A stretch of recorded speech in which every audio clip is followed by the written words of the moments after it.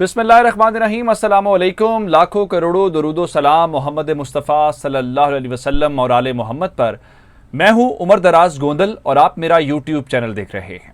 नाजरीन, इस वक्त अगर आप पाकिस्तान का मीडिया उठा लें या इंटरनेशनल मीडिया उठा लें तो उसके ऊपर एक खबर ट्रेंडिंग में है और एक अहम मामला जिसके हवाले से कोई भी तवज्जो हटाने के लिए तैयार नहीं है, वो है अफगानिस्तान से जुड़ी हुई खबरें।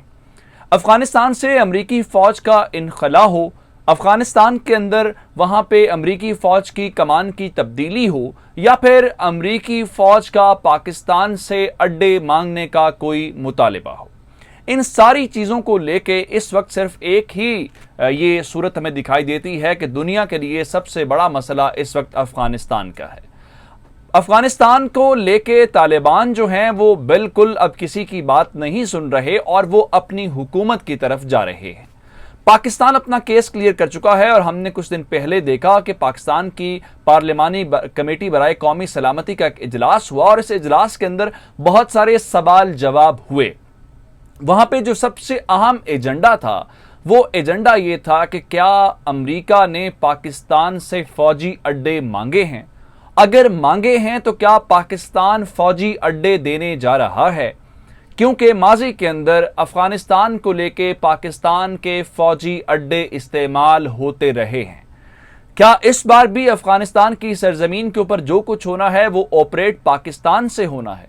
वहां पे जब फैसला हुआ तो उसके बाद अमेरिका की आंखें खुल गई और अमेरिकी जो हैं अब वो वहां से भाग रहे हैं। बगराम एयरबेस के हवाले से कल सारा दिन खबरें सर्कुलेट करती रहीं और हमने कल इंटरनेशनल मीडिया को सिर्फ इसी खबर के ऊपर फोकस करते हुए देखा गया। लेकिन उसके बाद कुछ अहम डेवलपमेंट्स हुई हैं। उसमें एक अहम डेवलपमेंट पाकिस्तान के वजीर आजम का बयान। पाकिस्तान के वजीर आजम के बयान के बाद पाकिस्तान की अस्करी क़यादत का बयान बड़ा ज़रूरी है और उसके बाद अब एक अहम मामला और सामने आ गया है जिसका जवाब पाकिस्तान को देना है, पाकिस्तान के इदारों को देना है, पाकिस्तान की हुकूमत को देना है। क्या अब पाकिस्तान की हुकूमत जो है अमेरिका को फौजी अड्डे तो नहीं दे रही, ये तो वाजे कर दिया, लेकिन क्या अमेरिका को आप जमीनी रास्ता दे रहे हैं कि वो अपनी फौज को यहां से निकाले, उनकी गाड़ियों को यहां से निकाले, उनके असलहे को यहां से निकाले? अगर जमीनी रास्ता नहीं दे रहे तो क्या आप उनको फजाई रास्ता दे रहे हैं?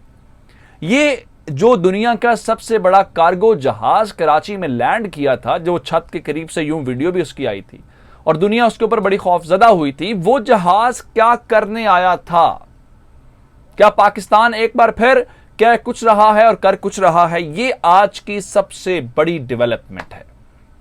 दूसरी बड़ी डेवलपमेंट पेंटागन के सरबराह की एक प्रेस कॉन्फ्रेंस है जिसमें उन्होंने कहा है, बड़ी अहम लाइन है जो मैं आपको इंट्रो में अंदर बता रहा हूं और इसकी मजीद तफसीलात मैं आगे चल के बताऊंगा।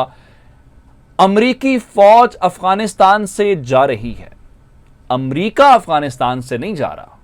यह इंपॉर्टेंट लाइन है और इस सिलसिले में आज उन्होंने बताया है कि उनके कुछ फौजी रहेंगे और फिर तालिबान और भारत के मुतल्लिक पाकिस्तान की कौमी सलामती की कमेटी में बातचीत हुई थी और यह बताया गया था कि जनाब भारत के और तालिबान के बराह रास्त अभी तक कोई रवाबित कायम नहीं हुए।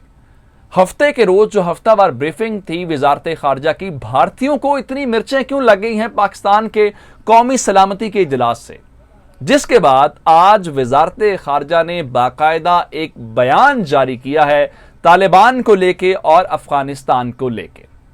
और आखिर में जाते जाते जो मैंने आपसे खबर डिस्कस करनी है वो तालिबान ने, चलिए जो अफगानिस्तान की हुकूमत के साथ वो कर रहे हैं वो तो ठीक है, लेकिन ये बख्तरबंद गाड़ियां, ये जदीद असलहा, ये नई जदीद गाड़ियां तालिबान के पास कहां से आ गई हैं? एक नहीं, दो नहीं, तीन नहीं, चार नहीं, को 5-10 नहीं, बल्कि सैकड़ों की तादाद में इन नई गाड़ियों का मकसद क्या है और ये गाड़ियां कहां से आई हैं, ये आज की मेरी टॉप स्टोरीज हैं जो मैं आपसे डिस्कस करना है।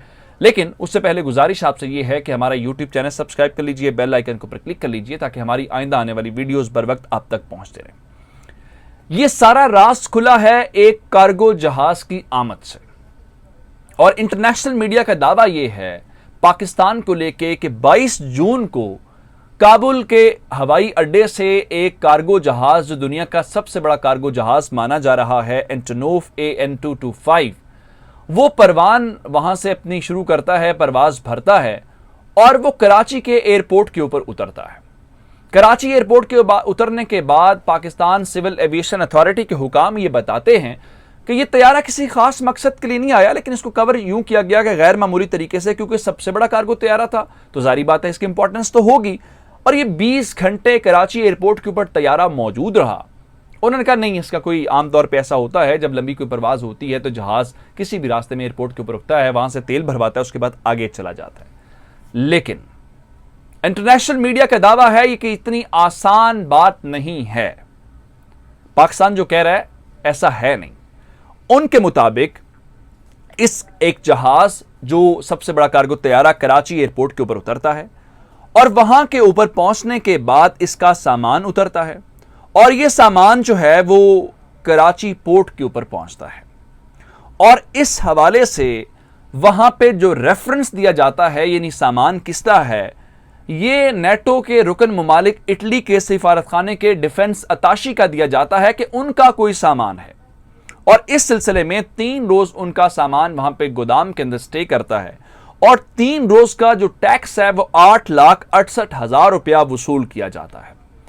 और इस सिलसिले में बताया यह जाता है कि कुछ उसमें साजो सामान था और वो जो वहां पे सिविल एविएशन अथॉरिटी के अंदर जो चालान के साजो सामान है, उन्होंने जो टैक्स वसूल किया वो 28 लाख था, लेकिन मजीद तफसीलात नहीं बताई गई। और बताया यह गया है कि उसके ऊपर लिखा हुआ था shipment to Italy via Karachi. और इसके अंदर अब जो मालूम हुआ है कि कुछ मिलिट्री सप्लाई मौजूद थी, मिलिट्री की गाड़ियां मौजूद थी और लिथियम बैटरीज मौजूद थी। और आप हैरान होंगे कि उस तैयारे के जाने के अगले ही रोज, और बल्कि उससे भी पहले, जो इटली की फौज के तमाम लोग हैं वो अफगानिस्तान छोड़ देते हैं। ये एक ट्विस्ट है। अब ये मामला शुरू कहां से होता है? मामला शुरू होता है कि पाकिस्तान और अमेरिका का कोई खुफिया मुआहिदा है। इसका ताल्लुक 9/11 के साथ है। 9/11 जब होता है तो पाकिस्तान को उस वक्त के जो हमारे जो सदर थे मुशर्रफ साहब, उनको अमेरिकी वजीर खारजा कोलिन पावेल की कॉल आती है।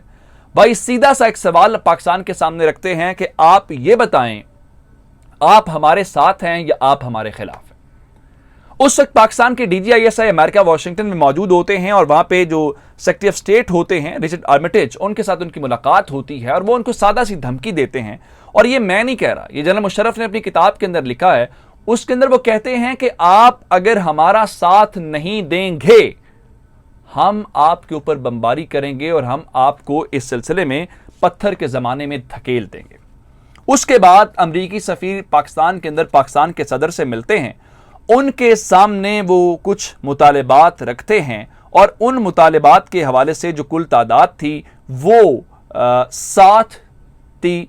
7 टोटल मुतालबे थे। उसमें 2 बड़े इंपॉर्टेंट मुतालबे थे। एक ये था कि हमें फौजी और जासूसी मकासद के लिए अपने फजाई हुदूद में इजाजत दो, हमें जमीन पर उतरने की गैर मशरूत इजाजत दो, और फिर हमें मुख्तलिफ जो अड्डे हैं जो बहरिया के, फजाइया के, वो हमें हर सिलसिले में फराहम किए जाएं।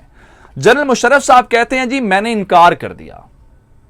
अच्छा, उसके बाद पाकिस्तान के 2 ऐसे अड्डे हैं जो अमेरिका के इस्तेमाल में रहे। उसमें एक शमसी एयर बेस है बलूचिस्तान की और एक जैकबाबाद बेस सिंध की है। इन दोनों को अमरीकियों ने इस्तेमाल किया।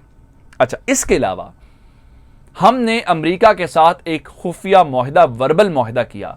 उस वर्बल मुआहिदे के तहत 2 रास्तों से नेटो का सामान वाया पाकिस्तान अफगानिस्तान जाता रहा।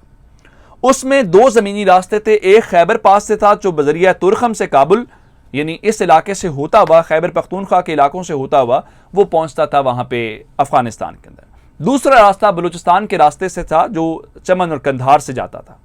और बताया जाता है कि जमीनी रास्तों से उनकी 70% नेटो का सामान जाता रहा और सिर्फ 31% वो फजाई रास्ता इस्तेमाल करते रहे। और इस दौरान पाकिस्तान ने वहां से उसका चार्ज किया, जो उनकी यहां से ट्रक्स या उनके दीगर सामान वाली गाड़ियां पहुंचती। पाकिस्तान ने 2018 तक $14 मिलियन वसूल किए। और आपको याद होगा कि इस सिलसिले में उन जो नेटो के गाड़ियां होती थी उनके ऊपर अटैक्स भी तालिबान और दीगर ग्रुप्स करते थे। फिर सन 2010 के अंदर एक अफसोसनाक वाकया होता है, सलाला चेक पोस्ट के अंदर पाकिस्तान के 24 फौजियों को अमेरिका के हमले के अंदर शहीद करता है, और हम उसकी सजा अमेरिका को यह देते हैं कि उनकी हम सप्लाई बंद कर देते हैं। लेकिन अब बुनियादी सवाल यह है कि जनाब, क्या पाकिस्तान जो है वो अमरीकी ये डिमांड कर रहे हैं कि आप हमें अड्डे ना दें, लेकिन हमें ज़मीनी और फ़ज़ाई रास्ता दें ताकि हम यहां से सामान निकाल सकें। अब इस सिलसिले में जो कौमी सलामती कमेटी का इजलास हुआ है उसमें बातचीत हुई है।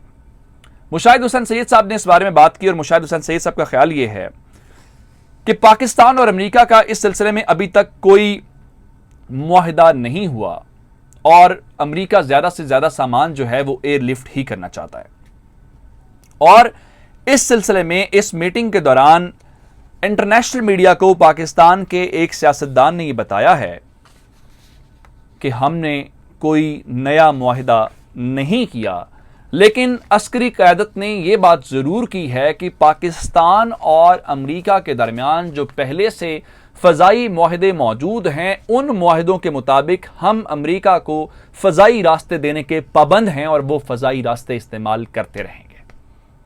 अब मैं आपको इस सारी कंक्लूजन के बाद वापस उस खबर की जानिब लेके जाना चाहता हूं जहां से 22 जून की कहानी शुरू होती है। तैयारा काबुल से उड़ता है और वो कराची के एयरपोर्ट के ऊपर उतरता है। हमें बताया गया है कि जो एंटोनोव कंपनी है उसकी मुतअद्दिद परवाजें इन दिनों में अफगानिस्तान आई हैं, और अफगानिस्तान से उसने अमरीकी और नेटो फौजियों को एयरलिफ्ट किया है, और यह परवाज भी उसी सिलसिले की एक कड़ी थी। लेकिन बुनियादी सवाल यह है कि क्या जो कराची एयरपोर्ट के ऊपर एंटोनोव कंपनी का जहाज उतरा है कार्गो, क्या यह पहली परवाज थी, क्या यह आखिरी परवाज थी, या यह सिलसिला जारी रहेगा? लेकिन पाकिस्तान यह मानता है कि उसका माजी में एक मुआहिदा था, उस मुआहिदे के तहत, और इसमें पाकिस्तान और तालिबान की भी एक हिकमत अमली हो सकती है कि अगर अमेरिका जा रहा है तो उसको फैसिलिटेट करो, उसको रोको मत। जब जा रहा है तो फिर प्रॉब्लम क्या है? अब कौन सा हमलों के लिए? लेकिन पाकिस्तान हमले करने के हवाले से सरजमीन नहीं दे सकता, उनको एग्जिट के हवाले से दे सकता है, विड्रॉल के हवाले से दे सकता है, लेकिन हमले करने के हवाले से नहीं दे सकता। मुझे उमर दराज गोंदल को फेसबुक, ट्विटर, इंस्टाग्राम के प्रोफाइल हो सकते हैं। मेरा यूट्यूब चैनल सब्सक्राइब कीजिएगा। आपकी समातों का बहुत शुक्रिया। खुदा हाफिज।